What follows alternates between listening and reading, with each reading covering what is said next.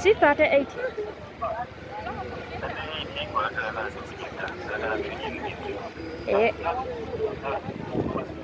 Size entuufu eriki? Size entuufu eriki? 30 what? Kale neyanza ssebo.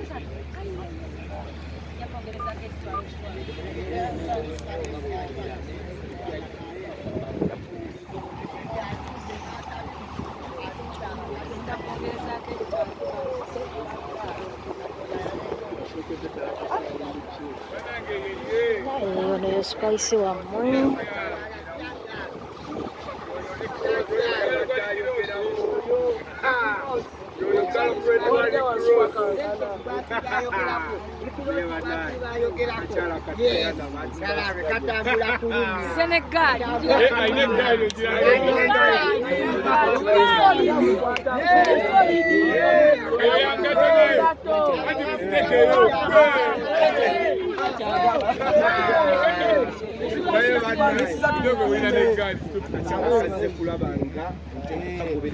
Aze kuloga nkuba.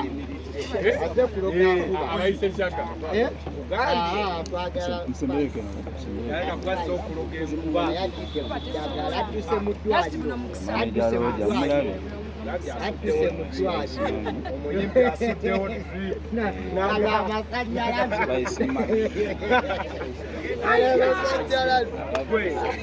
Atuse kutwaji. Yate wa mugonga ko. Annaye abo muyaye yaye wa mugonga ko. Abo muyaye yaye. oli muyaye yaye n'abakipe. Nabo muyaye wa gonga ko. Bayigereze kanula tebatibwa. Beba bakadule yo kwate ko.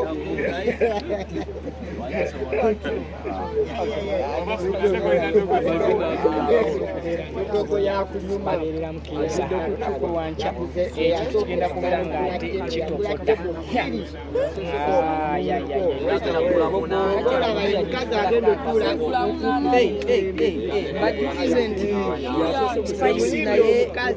Abali ku Gosh TV, Spice Diana yatuuse ku Cricket Oval mu show ya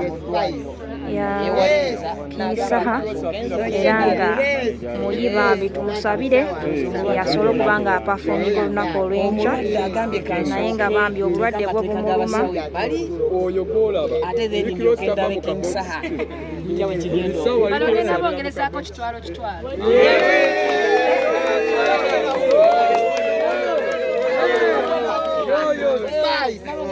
Agambye amajege agambye agongerezaako ekiwayawaya kijali mu mulyango gamba Spice Diana waya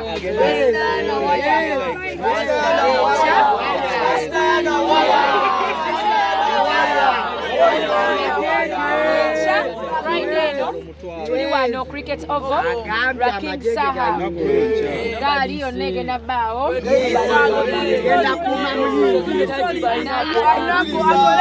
ekitwalo kyange ne mukirya abajja bbaawo balina okukuuma tulina okukuuma omuyimbi tutagala mbanoonye aya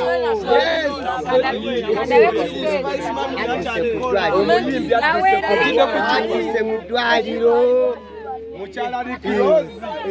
omuyimbi agenda otuula okumpi n'omukulembeze yekka ye muyimbi yekka abalala munatusonyiwa ono mu basajja big eye agenda okwana okumpi Ke kayimbi akakyala kokka k'otunulako amaaso. kawala ka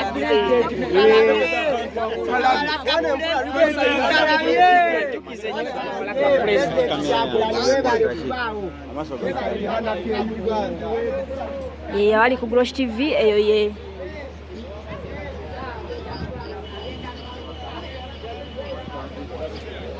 twali oli amazzi eyo ye sound ya King era nga Spice yatuuse dda mu kifo era nga wakugulira abaana ba ghetto tickets Bali awo ngera we bali ngera wo balaba. Amoya n'agambye ensonga kirimu.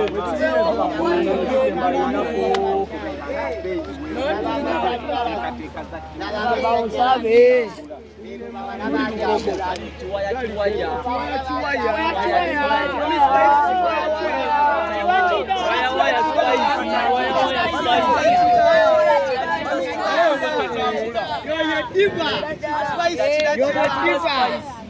Yapayo byeggwanga binoonya diva wegaali ogirabye oyo muwala wa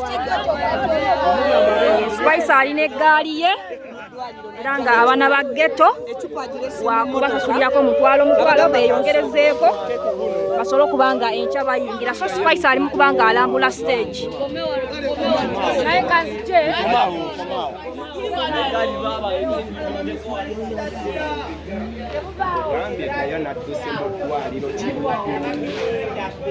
adduse mu ddwaliro kiruddu ku dripu cyane ge bajjanjabira ekiruddu nawe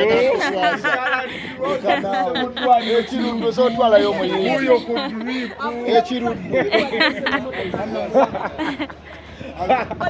kugambye ke kayimbi akakyala ke tulinako tunulako amaaso ne gakoma kalabe nze buli lwenkatunulya kaba kapya gyendi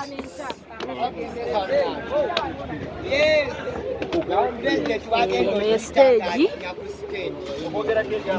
ono ye muyimbi omukyala bwekityo ekisaawe bwe kigenda olabika ali mu kulambula ku stage.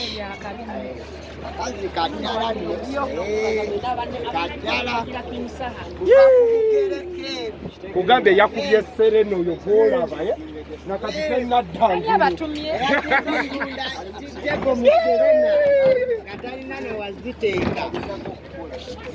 kugambye yakubye serena nakati tenaddangulu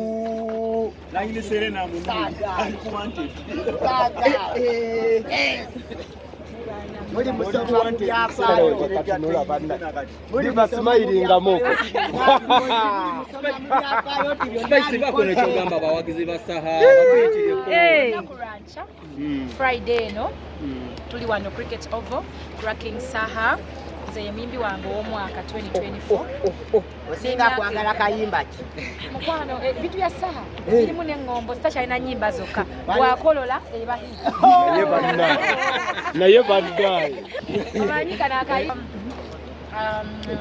nachakala naletata wachentebe naliwo mu studio ng'alikodinga kakati n'endowooza oba bibi abitwala kuwuliza mu motoka that same night olimba nga luli hit akamanyi kaliwo bamuza wano okamanyi nakamwanyi kaliwo kugambe nako nkamanyi kakolera ensonga ffenna zitukwatako kubanga nze gye nasomera primary somero terikyaliwo tawali ekiwuli basirirabawo ensonga ezimuyisa muwala wa pulezidenti nyingi weri St. Peters naye gye nasomera primary ekiwuli wali eri one of the schools terikyaliwo kati so relatingano n'ebintu ng'ebyo wano bintu byalingawo ebitiika tebikyuka egamba ayimba ebitukwatako ebiseera ebyo ekyagenda bayimbiramu nenayimbirako besti wange enokubaawo tebo yenayo emirimu naye nsooka wano kikube nyumirwe bwamala bwatyo kuyimba nga nange njoka waaki yanakwatirako kanula naye nga muyimbidde abantu ekyo kankuwulire lwaki odduse mu ddwaliro mundo empewo empiseemu kyegenda okukola leero doozi yange ngenda gifuna nkajjeko enkya sooka enfune bakajjeko nja kuguma bankuba empise kuba nenda mu musanvu kamama kalwadde naye ku lwa Saha kagambe kampeeyo kamama eziise mbadde siri bulungi naye nga nsaba Mukama olunaku lwaleero at least ifunemu akangubanguba enkya mbe ng'amaanyi ng'alina owoze mu kifo ekitukuvu n'obukubakuba kino ekifo kyatukuvu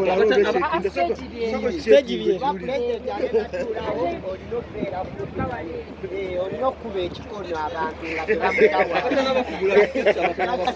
olina okuba ekikono kugenda kusubwa ngule leero n'ekyo osobola okujja ku mulyango nosasulira awo kati ffe tukulindye ddi wane Lugogo Lugogo naliwo juzi twali ku Serena naye Nyukama naye naliwo tunoonya wasinge Nambolo wagala Nambolo yagala tuza Lugogo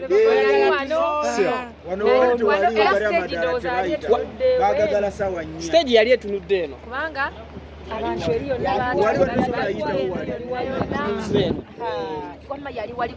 baali balaba ate abawali bamala ne bagala nga totasobola kuyita wawo gamba eyo moment kyogiraba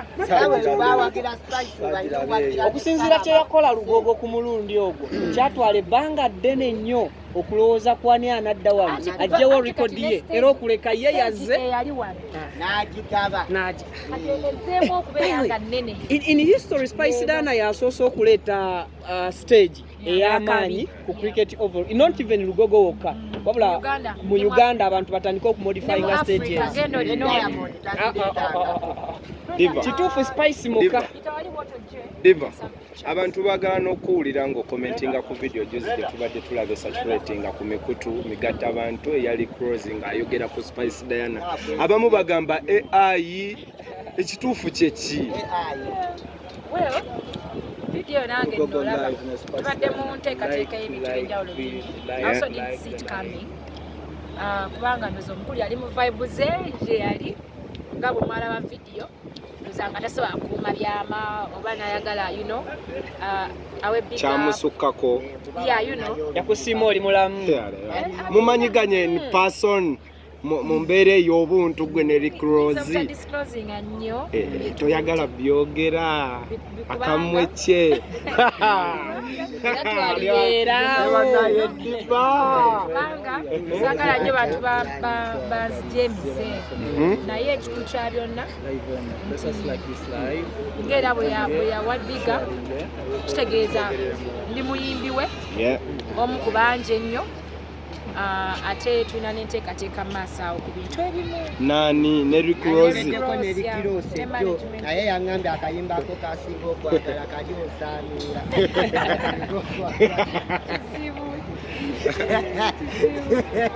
olaba nze 10 years of Spice endongo gye tuzze tukuba egenda ku buli generation kubanga osaanuula basinga osaanuula that's 10 years ago ne bano abasajja bakebera paka recent nti yakubye ki Serena okay Lugogo ye is the biggest in Uganda for events so far yeah ne diva ekirala weebaze ne ku bawagizi abakuwagira Jose ku Serena kiri ku record nti wakuba Serena emiryango ne giggalwawo naye ng'ebyo byonna tubitadde ebbali ne setting y'ekivulu kyo kyamenya record nti kibadde tekibeerangawo ku Serena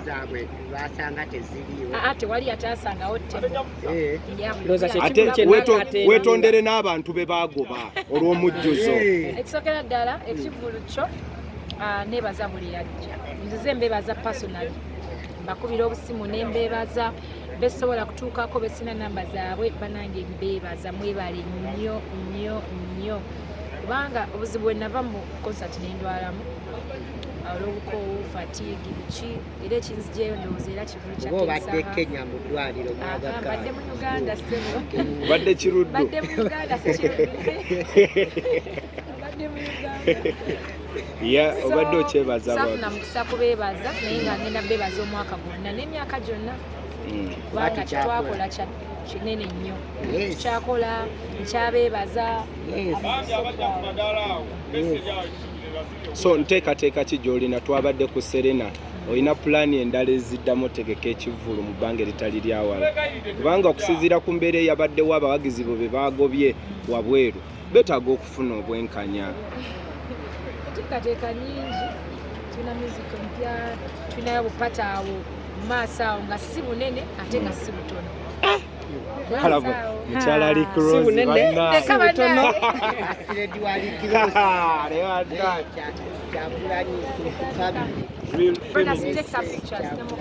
real feminist kamame mpewe erabika ekayiseemu nesinga Spice yali mu industry yawa n'endongo yali badde ekayiseemu kamama ayoke olyoke bambi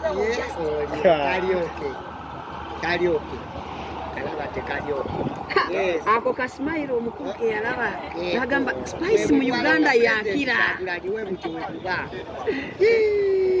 ne kano katugenda kamuweereza omukulu ikirosi katumulumyemu tumuweyo akalala